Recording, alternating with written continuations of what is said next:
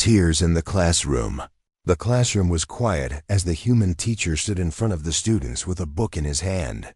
The room was large with curved glass walls that showed the stars outside blinking like tiny lamps in the dark sky. Different. Alien students sat at their desks, their eyes wide and waiting. Some had smooth blue skin. Others had long arms and glowing patterns on their faces. One of them, a young girl with silver eyes and soft violet skin, tilted her head while watching the teacher closely. He began reading from a passage in the book. His voice was calm at first, but then it started shaking. The sentence he read spoke about a man who gave up everything to save his people. It was just a story from Earth, but as he read the words, his lips trembled, his voice dropped to a whisper, and he suddenly turned away from the class. No one made a sound. Then a small drop of water rolled down from the corner of his eye. It slid along his cheek and dropped onto the floor. Girl with silver eyes raised her hand slowly. Teacher, she said, what is this water coming from your eyes? He turned back quickly and wiped his face with his sleeve. It is nothing, he said, trying to smile. Just dust in the air, maybe. But she stared at him with deep confusion. There is no dust here, teacher. I checked the air level. It is pure. He looked at her, then at the rest of the class. Some of the students were pretending not to notice. Others looked down at their desks. No one said anything. The teacher cleared his throat and closed the book. That is enough for today, he said. Class is dismissed. As the students got up, the silver-eyed girl stayed in her seat. She kept watching him. Her mind was full of questions. Why would a human leak water from the eyes? Was it pain? Was it some kind of injury? Or was it something she had never been taught? After the classroom emptied, she stood near the window and looked at Earth shining below the station. Her name was Lura, and this was her first year in the interspecies learning program. She had learned about gravity and languages and biology. She had studied human laughter and their need for warmth, but she had never seen one cry back. In her quarters that night, she searched through the data hub. She typed the words, why do humans cry? A page opened. It spoke about something called emotions. It said tears came from sadness, pain, joy, and other strong feelings. But the explanation felt incomplete. If tears come from pain, then why do humans not cry when they get hurt? If tears come from joy, then why did the teacher look so sad? The next day in class, she sat quietly and watched him again. He was back to normal. He joked with the students. He explained a lesson about ancient Earth cultures. He smiled. But now Lura could see something different in that smile. It was a little tight, a little forced. And every time a student gave a wrong answer, he said it was okay, but his eyes looked tired. After class, she followed him to the hallway. Teacher, yes, Lura. Can I ask you something? Of course. She looked at the floor, then back at him.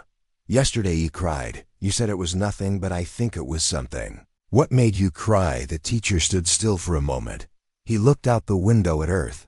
The silence between them stretched. Have you ever missed someone, Lura? He asked. She blinked. Missed, yes. Like someone who is not here anymore.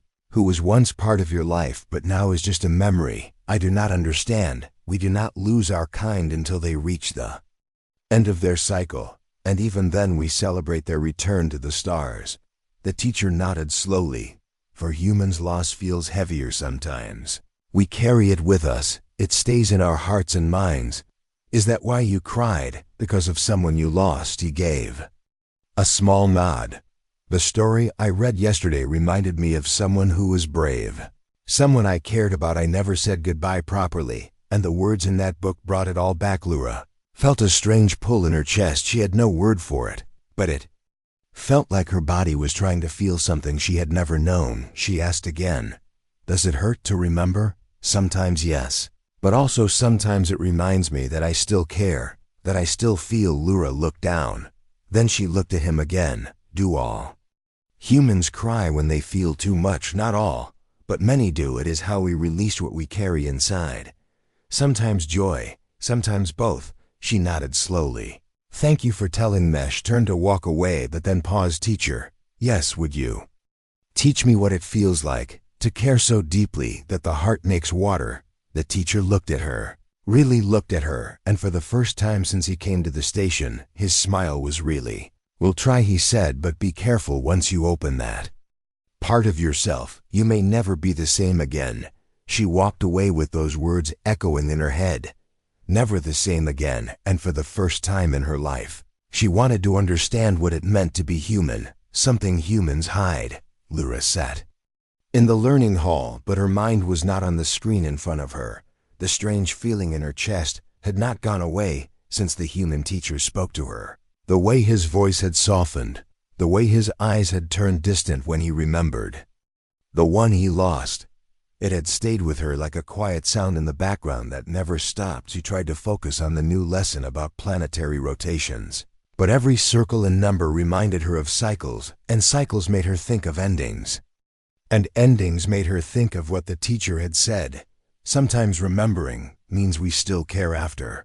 The lesson she walked through the station halls toward the maintenance deck. It was a place she rarely visited.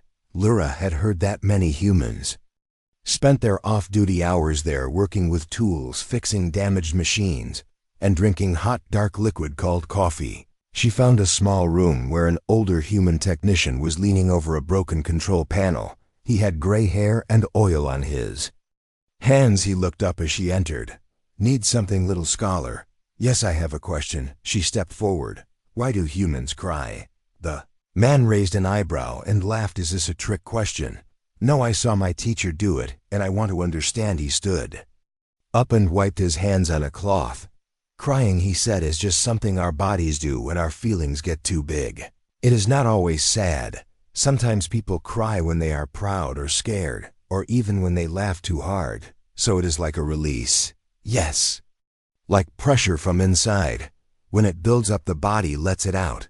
Same way a pipe leaks if you do not seal it right." She tilted her head. "Then crying is a weakness." He looked at her for a long moment. Then he said, "No, it is not weakness. It means we are alive. It means we feel." Some of the strongest people I know cried when it mattered most. She thought about that as she thanked him and left the room. Outside, she passed a group of alien students. They were speaking in low tones when she walked by. They stopped and stared at her. She heard one of them whisper, "That is the one who keeps asking about human tears." Another one said, "Why is she so curious? Is she turning into one of them?" Lyra kept walking, but her heart felt heavier than before. Was it wrong to want to understand? Was it wrong to ask questions no one else asked? She found herself walking to the observation deck where she had first seen Earth up close. The blue planet turned slowly beneath them. Clouds moved across its surface. Like soft waves, it looked peaceful from above. But now she knew that somewhere down there were people carrying grief inside them. People who smiled through pain. People who cried when no one saw. The next day in class, the teacher noticed her silence. After everyone left, he called her name. "Are you all right, Lyra?" She nodded slowly. "Yes, teacher, but I am confused about what about humans, about crying, about how you can teach so clearly, yet carry sadness so quietly." He looked at her, and his face changed. He set down the book he was holding and walked to the edge of the room. "Do you know what a mask is, Lyra?" "Yes. In performance lessons, we studied characters who wear masks to hide their faces." "Exactly. Humans sometimes wear masks too, but not on the outside. We wear them on the inside. We smile when we are sad. We laugh when we are tired. We say we are fine when we are not. Why? Because the world moves fast, because others expect us to be strong, because admitting pain makes us feel exposed. But is hiding the pain not harmful sometimes? It is. Sometimes it builds up, and then one word or one memory breaks the mask. And the water comes." She walked closer. "Do you still wear a mask now?" He hesitated. "Not right now, not with you." She felt something shift inside her, a quiet warmth, not heat, but something gentle like light. "I want to learn," she said. "I want to understand what it means to carry pain, and still teach, and still smile, and still lead." "Then you must see more than just my tears, Lyra. You must see what came before them." She sat down and listened as he told her about Earth, about the time when he lived near the ocean, about the storm that came, and the people he lost. He had been young. He had survived. But he had carried the names of the lost like stones in his chest ever since. And when he read that passage in the book, the words opened the place where the names were buried. She did not speak for a long time. Then she said, "My people do not carry names after loss. We release them into the stars. We do not remember to avoid pain. That is peaceful," he said. "But sometimes memory is all we have." She stood and bowed her head. "Thank you for showing me your memory. It has weight and light both." He smiled. "Gently, you are learning faster than most." That night she sat in her room and stared at her reflection in the mirror. She touched the corner of her eye. Nothing came, no water, but she wondered what would it feel like to carry so much that the eyes must speak. And slowly she whispered to herself, "Maybe tears are not weakness. Maybe they are the shape of remembering the story he never told." The next morning the classroom was bright with light from the station's sun arcs. The students settled into their seats as the human teacher entered with a quiet look on his face. Laura watched him closely. She knew today he would teach with his usual calm voice, but she sensed something deeper was waiting to come. He stood before them and opened the book again. He read the first lines of a new passage about a journey through a violent storm on Earth. His voice was steady at first, but halfway through he paused. He set the book on the desk and looked at Laura. "I owe you a story," he said. "A story I have not told since I left Earth." He cleared his throat and began in a low tone. "When I was a child on Earth, I lived near a wide river that flowed into the ocean. Each morning I walked along the banks with my sister. She was fearless and brave. We raced the river currents and climbed rocks and watched the sunrise together." Laura leaned forward. Her silver eyes reflected the soft glow of the holoscreen. She had never seen a human recall a memory with such warmth. One day a great storm rolled in. Clouds gathered fast. Winds howled and rain fell like hail.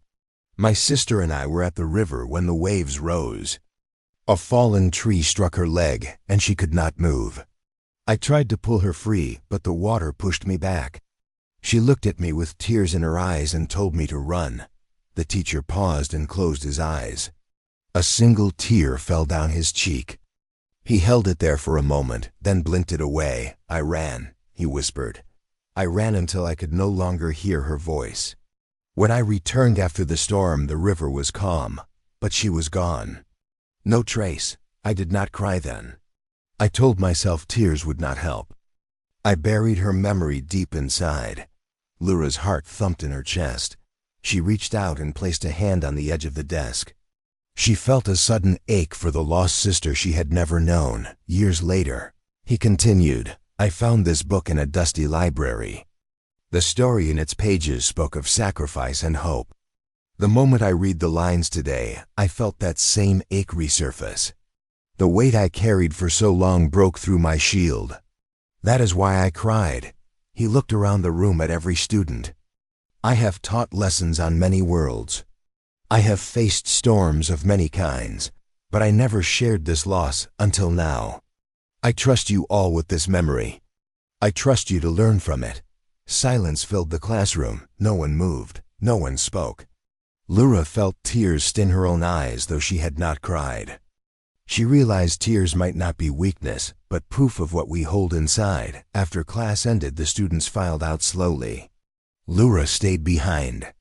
She approached the teacher with her head bowed. "Thank you," she said softly, "for trusting us with your memory." He smiled gently. "Thank you for asking, Laura. You helped me remember that sharing pain can bring people together." She nodded. "I want to understand more about memory and grief and the shape of human tears." He looked at her with pride. "Then meet me in the quiet room after the next lesson. We will study what it means to remember." That afternoon, Laura found the quiet room. It was small with soft cushions and a holographic star map on the ceiling. The teacher joined her carrying the book. He opened it to the marked page and read the passage again.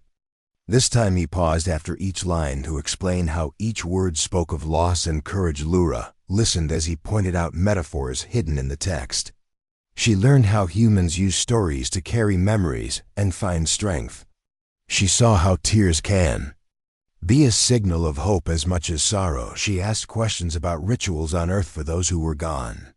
He shared names of festivals where people released lanterns on water to guide lost souls. He spoke of poems written in memory of lost loved ones. By the time the lesson ended, the sky arcs had turned orange with the station's final glow of the day. Lura felt her mind open like the petals of a night bloom. She saw human grief not as a burden but as a gift, a link between past and present. As she left the quiet room, she touched the book in her arms. She knew her next step would be to share this story with her own people.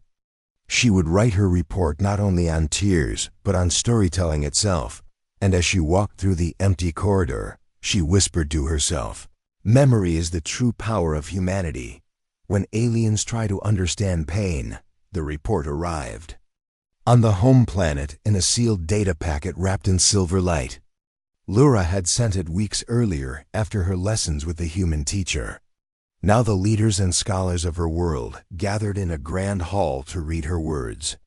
They saw her title glowing at the top of each page, "The Strength of Human Tears."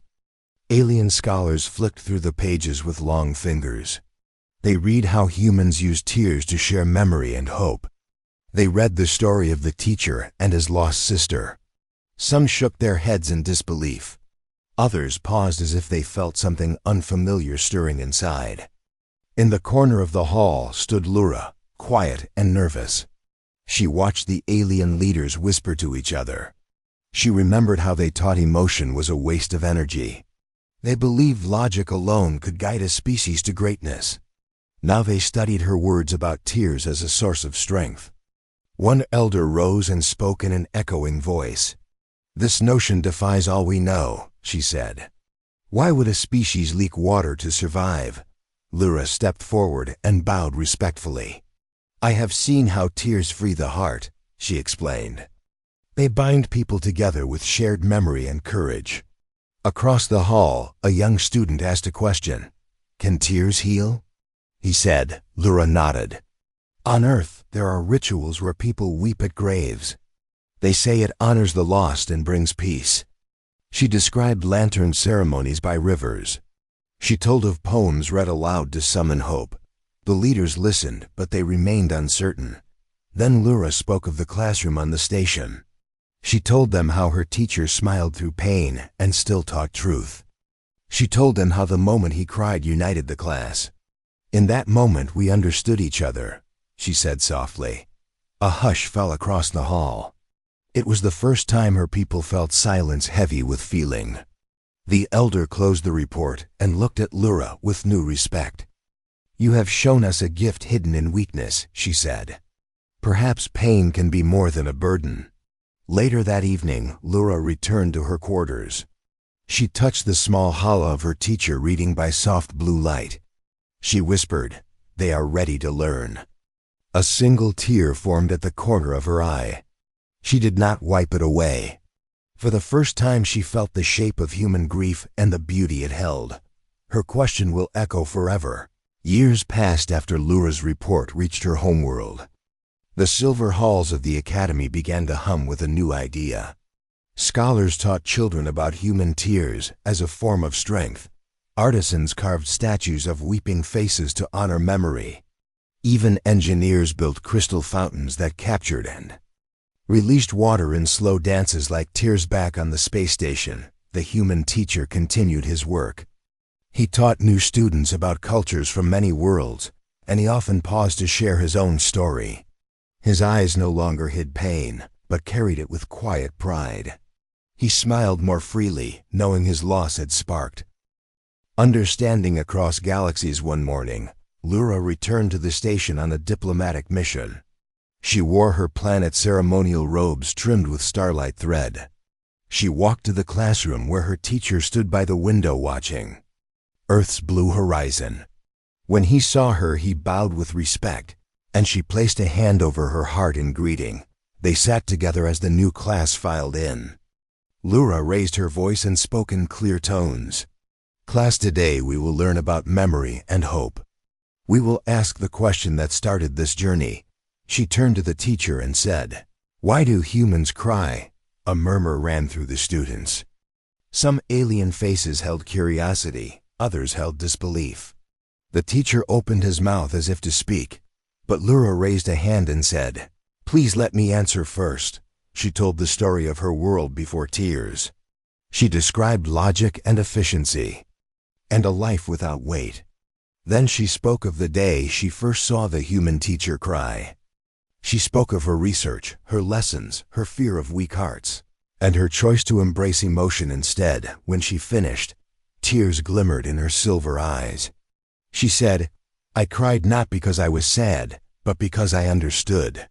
I understood that memory and pain and love are threads that tie us together. I understood that to cry is to be fully alive." The room was silent. Then one young alien raised a hand.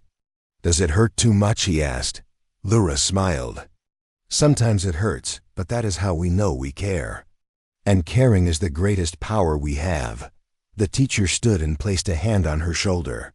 He looked at the class and said, "We carry our stories in many ways. Some in words, some in statues, some in tears.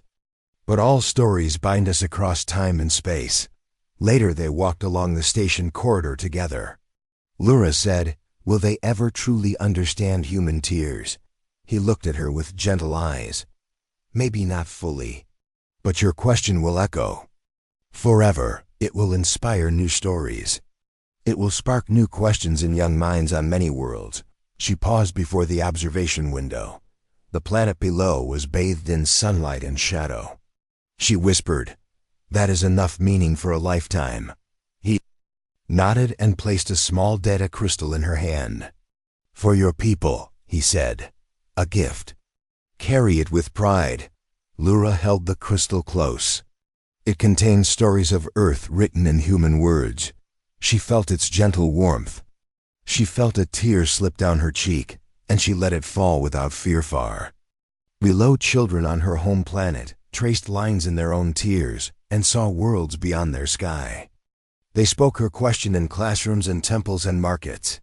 They spoke it before fountains that danced in crystal light. And on many planets, the question lived on. Why do humans cry? And in its echo lay a reminder of memory, of love, and of the light that shines through every drop of water from the eye. The end.